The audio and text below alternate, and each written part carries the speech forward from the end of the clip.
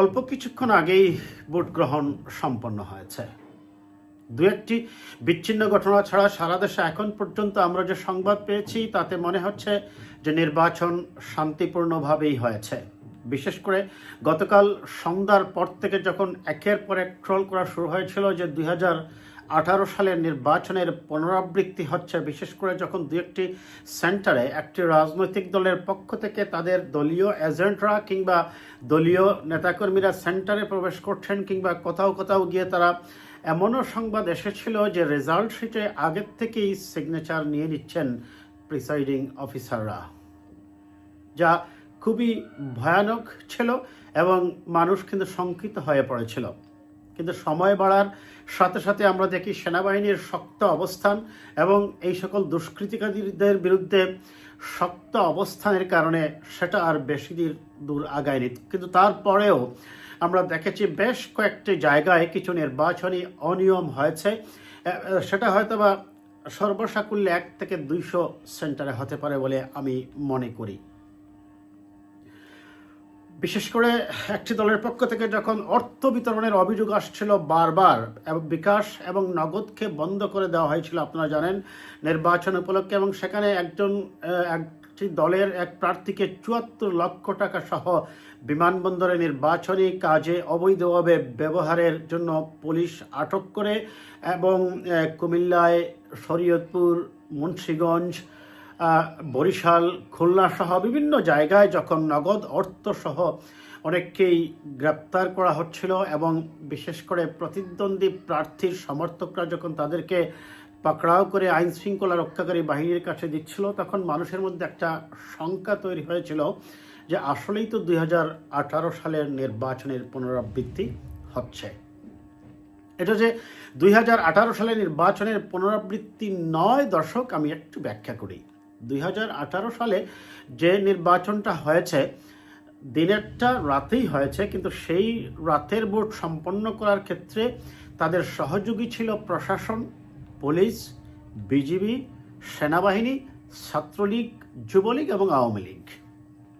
কিন্তু এইবারের নির্বাচনে সেই 2018 সালের নির্বাচনের মতো নয়, এই কারণেই যে একটি দলের পক্ষ থেকে আমরা দেখেছি নগদ অর্থ বিতরণ করা হয়েছে এবং তাদের প্রায় 15-20 জন বিভিন্ন জায়গায় ধরাও পড়েছেন নগদ অর্থ বিতরণ করতে গিয়ে।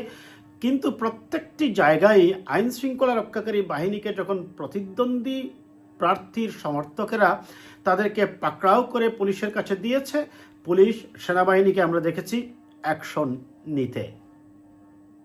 কাজেই এটাকে 2018 সালের মতো দিনের ভোট রাতে বলার কোনো অবকাশ আছে বলে আমি মনে করি না। এখন আসেন, এই নির্বাচনের পরে ভোট গণনা আপনারা জানেন প্রায় 1 ঘন্টা আগে শুরু হয়ে গেছে। যখন আমরা দেখলাম যে প্রতিদ্বন্দ্বী প্রার্থী কিছু কিছু একটা দলের পক্ষ থেকে নির্বাচনকে সেন্টার দখলের জন্য এমনকি বিভিন্ন জায়গায় আমরা দেখলাম যে ফোর্স ট্রাক দিয়ে বা টেম্পো দিয়ে তারা কি করছেন, অস্ত্র বহন করছেন। পুলিশ অনেক জায়গায় সেই অস্ত্রগুলোও উদ্ধার করেছে। সবচেয়ে ধন্যবাদ দিতে হয় বাংলাদেশ সেনাবাহিনীকে যে কোনো ধরনের বড় অঘটন ছাড়া এই নির্বাচনটাকে তারা সম্পন্ন করতে পেরেছে। এটার একটা কারণ হতে পারে কারণ প্রতিদ্বন্দ্বী প্রার্থীও তারা সব সময় অ্যালার্ট ছিল। নাও যে গণনা শুরু হয়েছে, সেই গণনায় আমরা 2-1টি জায়গায় দেখেছি যে রেজাল্ট শিটে আগের থেকেই সিগনেচার নিয়ে নেওয়া হয়েছে। একজন প্রিসাইডিং অফিসারকে যখন জিজ্ঞেস করা হয়েছিল তিনি বলছিলেন যে সময় বাঁচানোর জন্য, কিন্তু না, আমার মনে হয় এটা তার জ্ঞানের অভাব হতে পারে, অথবা তিনি কোনো দল কর্তৃক বায়াসড হয়েছেন কিংবা সেই দলের কাছ থেকে কোনো অবৈধ আর্থিক সুবিধা পেয়েছেন এবং এই জন্যই তিনি এই কাজটি করেছেন, যদিও তাকে প্রত্যাহার করা হয়েছে বলে আমি দেখেছি। এবং এই ধরনের ঘটনা আরও কয়েক জায়গায় হয়েছে। তবে খুব যে মাসিভ স্কেলে হয়েছে আমি এখন পর্যন্ত আমাদের কাছে পূর্ণ সংবাদ আসেনি, এবং আমরা প্রত্যাশা করি যে ভোট গণনাটা শুরু হয়েছে সেখানে যেন কোনোভাবেই রেজাল্ট শিটে কোনো ধরনের ম্যানিপুলেশন কিংবা সংখ্যার ভিন্নতা বসিয়ে সেটা যেন ডিসি অফিসে প্রেরণ করা না হয়। কারণ এক্ষেত্রে হয় কি, যদি ওই সংশ্লিষ্ট সেন্টার থেকে ভিন্ন রেজাল্ট বসিয়ে সেটা ডিসি অফিসে প্রেরণ করা হয়, অনেক সময় ওই প্রার্থীর এজেন্টরা সবগুলা সেন্টারের বুট অ্যাড করে তাদের পেতে পেতে দেখা গেল যে ডিসি অফিস থেকে সেখান থেকে ঘোষণা করা হয়ে যায়। সেই ক্ষেত্রে অনেকটা ঝামেলার সৃষ্টি হয় এবং এই কাজগুলো যদি ইচ্ছাকৃতভাবে হয় যে রেজাল্ট শিটে কোনো ধরনের সংখ্যার ভিন্নতা বসিয়ে এক প্রার্থীর বদলে আরেক প্রার্থীকে জিতিয়ে দেওয়ার প্রবণতা আমরা দেখি, তাহলে সেটা অবশ্যই জাতির জন্য কলঙ্কজনক হবে।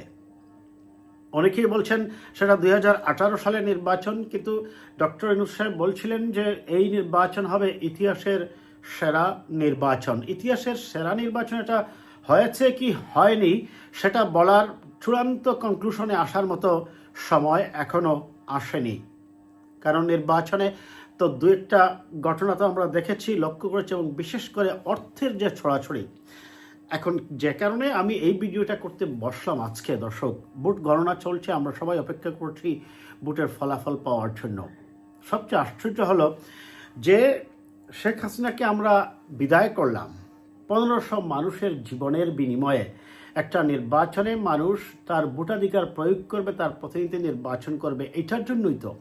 কিন্তু তারপরেও কেন একটি রাজনৈতিক দলের পক্ষে, এবং সেই গতকাল থেকে আজ পর্যন্ত ভোট কেনাবেচার যে রাজনৈতিক টাকা পয়সা বিতরণের যে অপকৌশল এবং নির্বাচনে প্রিসাইডিং অফিসার দ্বারা রেজাল্ট শিটে আগের থেকেই সিগনেচার নেওয়া, কিংবা এই আমরা সিলেটেও দেখলাম কয়েকটি সেন্টারে কয়েকজন প্রিসাইডিং অফিসারকে একটি রাজনৈতিক দলের নেতার কাছে, অনেকে আবার পাওয়া গিয়েছে একটি দলের প্রার্থীর বাড়িতে গিয়ে পাওয়া গিয়েছে।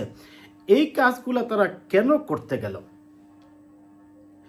নির্বাচনে জনগণের মতের উপর ছেড়ে দিন, জনগণ যাকে ভোট দেবে সেটাতেই আপনি সন্তুষ্ট থাকুন। তার মানে মনে হচ্ছে যে কোনো রাজনৈতিক গোষ্ঠীর তারা শেখ হাসিনার পালিয়ে যাওয়ার থেকে আসলে কোনো শিক্ষা গ্রহণ করেনি, যা খুবই ভয়ানক।